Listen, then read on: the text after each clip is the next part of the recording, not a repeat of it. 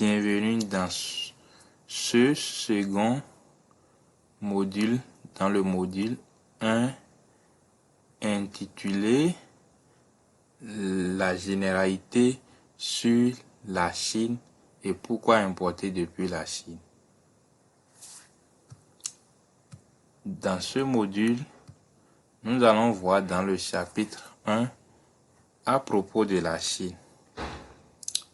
La Chine est le troisième pays le plus grand au monde avec plus de 9600 km² comme superficie et plus de 1,5 milliard en popularité. Donc cette forte main-d'œuvre dont dispose la Chine fait de la Chine un grand site de production sur le plan mondial. Donc en passant par l'Amazon,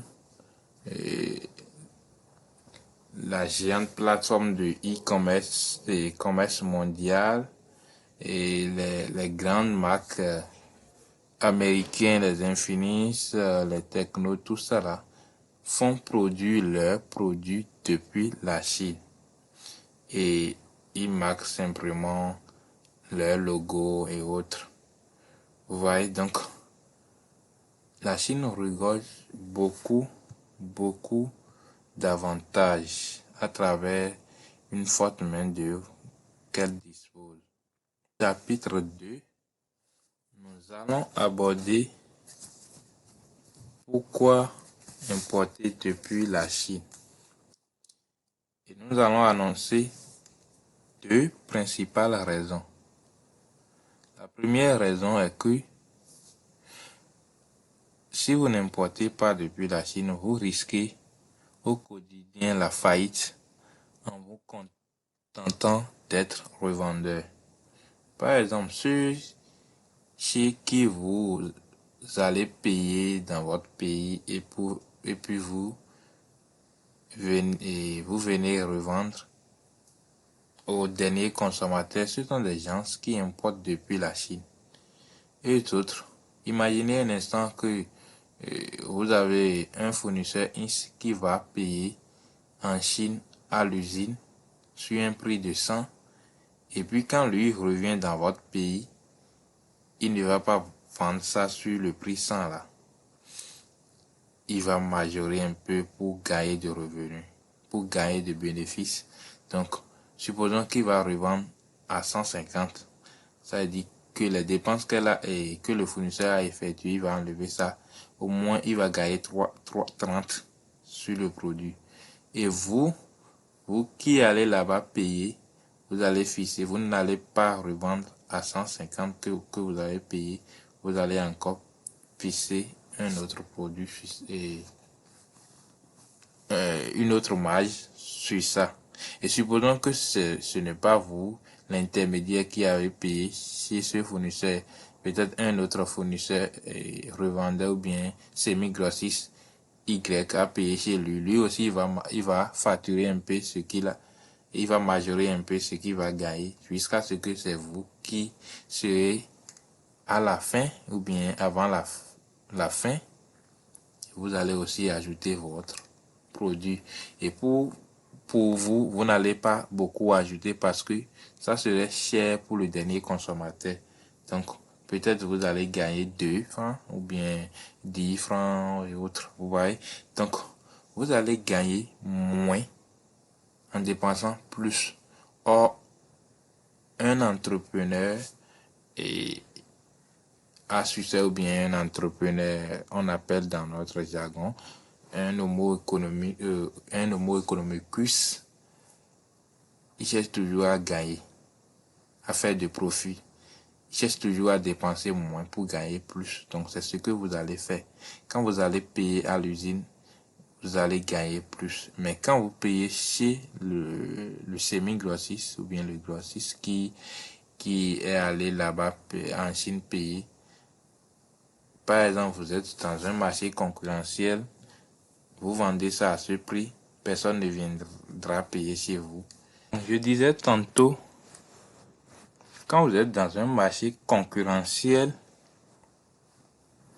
et vous êtes débutant, vous n'êtes pas grossiste, c'est-à-dire vous n'avez pas trop de capacité, vous n'allez pas fixer votre prix au-dessus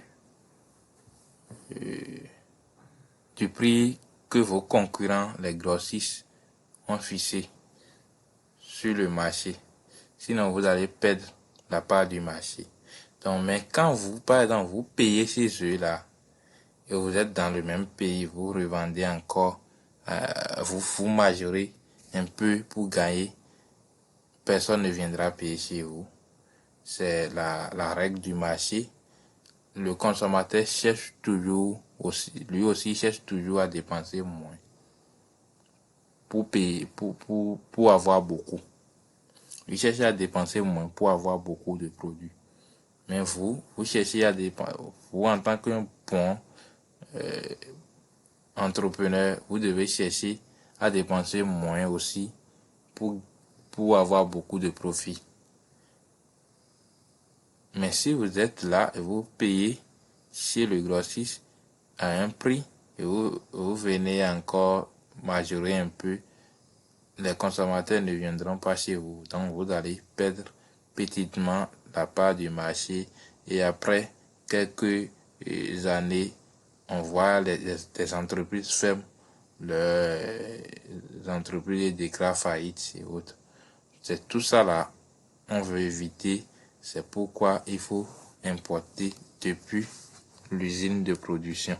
Le chapitre 3 qui est intitulé Les idées reçues sur la Chine. Les Chinois produisent de la contrefaçon. Ça là, les gens en disent trop, mais chez vous, ça suit que ce sont des fausses choses. C'est vrai qu'il y a un temps de contrefaçon, mais si vous savez chercher des fournisseurs, des bons fournisseurs autres, la Chine produit aussi de bonne qualité et ne produit pas de contrefaçon. Les produits made in China sont de mauvaise qualité. Ça, ce sont des gens qui ne connaissent pas le business, le domaine. Par exemple, je vois certaines personnes, ils vont sur les sites et puis ils voient par exemple des écrans de téléphone et ils se confondent à un téléphone. Peut-être ils vont voir un faux iPhone, je vais dire. Généralement, c'est ce que les gens disent. Qu'on ne commande pas de téléphone en Chine. Je vous dis que c'est faux. Généralement, les téléphones que vous utilisez, quand vous regardez derrière, vous allez voir Made in China, Made in China. Et ce sont des vrais téléphones.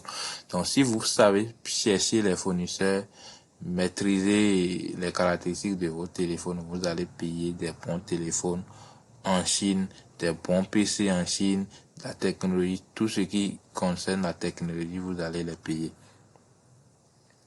Vous devez avoir de gros moyens pour importer depuis la Chine. Ça là, c'est relatif. Ça dépend de votre domaine d'activité.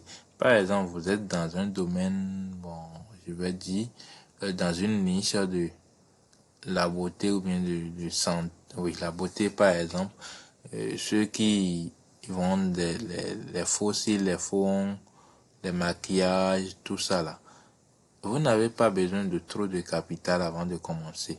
Avec 20 000 francs CFA, vous pouvez commencer ça là. Il y a des produits, quand vous allez sur les sites, vous allez les trouver très moins chers et qui ne pèsent même pas. Vous pouvez commencer même avec 20 000, pas importer depuis la Chine, même avec 10 000. Moi, j'ai passé ma première commande, toute taxe comprise, avec 17 000 francs. J'ai payé 4 anti-moustiques en temps. Vous voyez, c'est comme ça. Et par exemple, si vous êtes dans une niche d'électroménager, et ça, vous pouvez commencer avec 50 000 francs, voire 100 000 francs. Dans une niche des produits agricoles, des machines agricoles, là, 200 000. Donc ça, les dépenses, les moyens pour commencer sont relatifs. Ça dépend, ça varie d'une activité ou bien d'un domaine d'activité.